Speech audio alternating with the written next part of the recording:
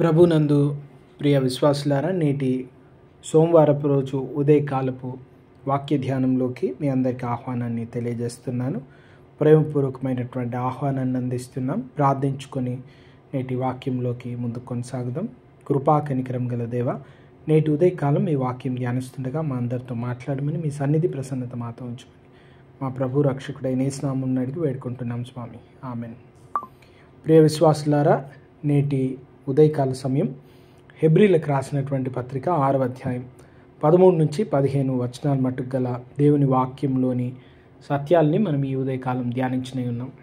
నేటి కొరకైన ధ్యానాంశం patiently waiting on the promises of God. నిదానంగా దేవుడు చేసిన వాగ్దానములపై ఎదురు చూడడం లేదా దీర్ఘశాంతం కలిగి దేవుని వాగ్దానాలపై నిలిచి ఉండుట అనే ధ్యానాంశాన్ని నేను ధ్యానించినాను. నేటి కాలంలో వేచి చూడడం అనేది చాలా కష్టమైనటువంటి పని.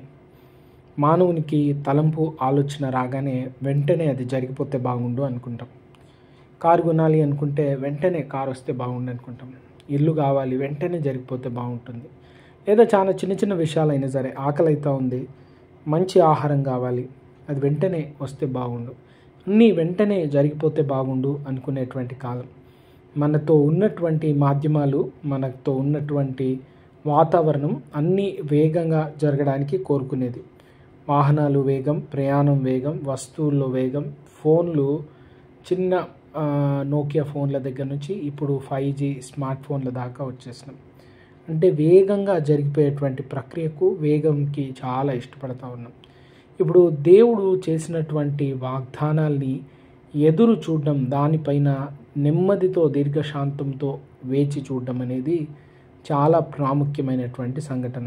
దీని కొరకు అబ్రహాం జీవితాన్ని ఇక్కడ దైవజనుడు దేవుని వాక్యం ద్వారా మనకు అందిస్తూ ఉన్నారు. పరిశుద్ధాత్మ దేవుడు మనతో మాట్లాడుతూ వాగ్దానాల గురించినటువంటి విషయాన్ని తెలియజేస్తూ ఉన్నాడు. దానికి అబ్రహాం జీవితాన్ని ఎంచుకున్నారు.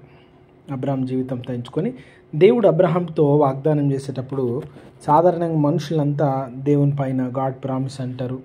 అటువంటిది వారికంటే ఎక్కువైనది ఉన్నతమైనటువంటి వ్యక్తుల్ని వాడుకుంటారు. కానీ దేవుడు తనకంటే గొప్పవారు ఎవరు లేరు కనుక దేవుడు తన పేరునే వాగ్దానం చేసుకొని ఆ వాగ్దానాన్ని అబ్రహాంతో ఇచ్చినాడు. అబ్రహాం కూడా దానిని విశ్వసించి దానిపై ఎదురు చూసి ఈ దీవెనలను పొందుకున్నాడు. అబ్రహాం ఎదురు చూడటము చాలా ప్రాముఖ్యమైనటువంటిది. అబ్రహాం ఏ రీతిగా ఎదురు చూస్తున్నాడంటే, తనకు ఎదురయ్యే సంఘర్షణలు, తనకు ఎదురయ్యే నిరాశలు, తనకు ఎదురయ్యే తొందరలను వాటన్నిటిని జయించుతూ ఈ వాగ్దానాన్ని పొందుకున్నాడు.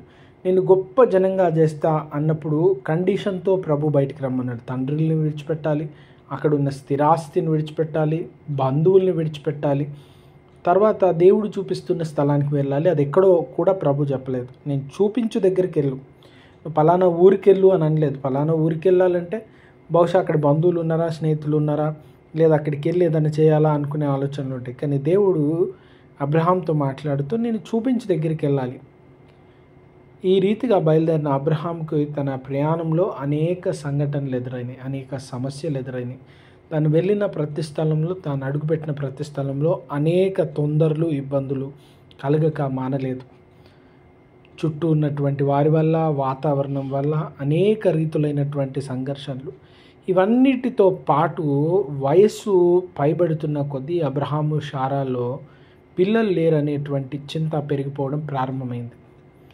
ఈ బాధ, చింత పెరిగినా దేవుడు వాగ్దానం చేసినాడు కనుక ఆయన నెరవేర్చ సమర్థుడు అని వారిరువురు విశ్వసించ ప్రారంభించినారు. అబ్రహాము, శారా ఇరువురిలో అనేక సందర్భాలలో నిరాశ, దుఃఖం కలిగిన దాన్ని జయించి వాగ్దానం చేసిన వాడు నమ్మదగినవాడు అని నమ్మినారు. లోకమంతా అబ్రహాం అయిపోతూ ఉండు, అబ్రహాం కథ అయిపోతూ ఉంది, ఇంకా అబ్రహాంతో ఏమీ లేదు అని అనుకునేటువంటి సమయంలో కూడా దేవునిపై ఆధారపడినటువంటి వారు, దేవునిలో విశ్వసించిన వారు, దేవునిపై తమ హృదయాన్ని నిలుపుకొని దేవుని మాటలకు అనుకూలంగా, దేవుని చిత్తానుసారంగా నీతితో కూడినటువంటి జీవితాన్ని జీవిస్తున్న వారు తప్పకుండా వాగ్దానాన్ని పొందుకుంటారు. ఈ ఉదయకాలం మన జీవితంలో మనం గుర్తించాల్సిన ప్రాముఖ్యమైన విషయం ఏంటంటే, మనకు మాట ఇచ్చిన వాడు, మనల్ని పిలిచినటువంటి వాడు నమ్మదగినటువంటి దేవుడు. Trustworthy God. Trustworthy God కనుక, ఆయన నమ్మదగినటువంటి దేవుడు కనుక, ఆయన ఇచ్చిన మాట నమ్మదగినది, ఆయన మన జీవితంలో చేస్తానన్న కార్యం నమ్మదగినది.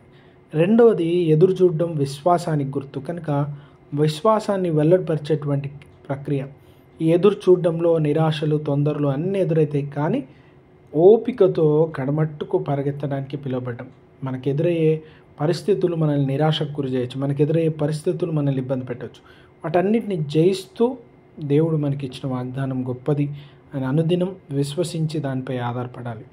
ఈ వార ప్రారంభం రోజున, సోమవారం రోజున మన వాక్యం ధ్యానిస్తూ ఉన్నాం. ఈ వారమంతా అనేక పనులు, ఒత్తిడులు, ఆలోచనలు, వీటన్నిటిలో మనల్ని పిలిచినవాడు, మనల్ని ప్రేమించినవాడు నమ్మదగినటువంటి దేవుడని విశ్వసించి ఆధారపడుతూ ముందుకు సాగిపోయే కృప దేవుడు మనకు కలుగజేయనుగాక. ప్రార్థించుకుందాం. కృపా కనికరం గల దేవా, నేటి ఉదయకాలం వాక్యం విన్న ప్రతి బిడ్డను దీవిస్తూ వారి హృదయవాంఛలు తీర్చి, వారి అవసరతల అక్కర్లను తీర్చి, ఆరోగ్య బలంతో నింపమని మా ప్రభు రక్షకుడైన యేసు నామమున అడిగి వేడుకొంచున్నాం స్వామి. Amen. Good morning to you all. God bless you all. Have a wonderful day హెడ్. ఆమెన్.